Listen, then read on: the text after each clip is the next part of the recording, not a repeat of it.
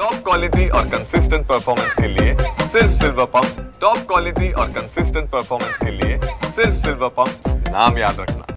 वैद्यकीय महाविद्यालयांमध्ये प्रवेश मिळवण्यासाठी महत्त्वपूर्ण असलेली केंद्रीय परीक्षा म्हणजे नीटची परीक्षा आज लातूर जिल्ह्यामध्ये 51 परीक्षा केंद्रांवर आयोजित करण्यात आलेली आहे।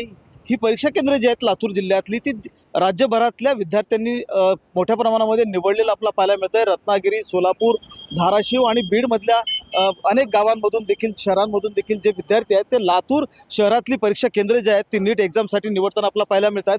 लातूरला शिक्षणाचा हब समजलं जातं आणि त्याचबरोबर डॉक्टर आणि इंजिनियर बनवणारी फॅक्टरी समजली जाते आणि त्यामुळं जो मोठा ओढा आहे परीक्षा केंद्र घेण्यासाठी म्हणून सुद्धा नीटचा तो लातूरमध्ये आपल्याला पाहायला मिळतो आहे। लातूर शहरामध्ये जी काही 51 परीक्षा केंद्र उभारण्यात आलेली आहेत तिथे चोख पोलीस बंदोबस्त जो आहे तो यावर्षी आपण देण्यात आलेला पाहायला मिळतो आहे।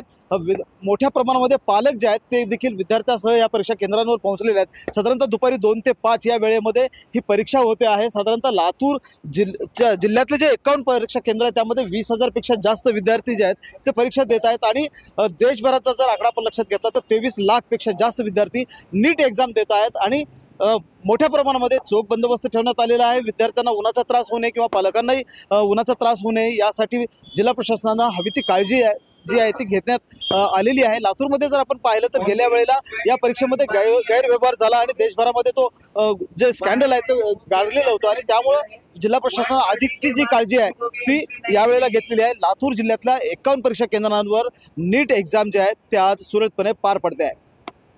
महेंद्र जोंधळे, TVNine मराठी, लातूर।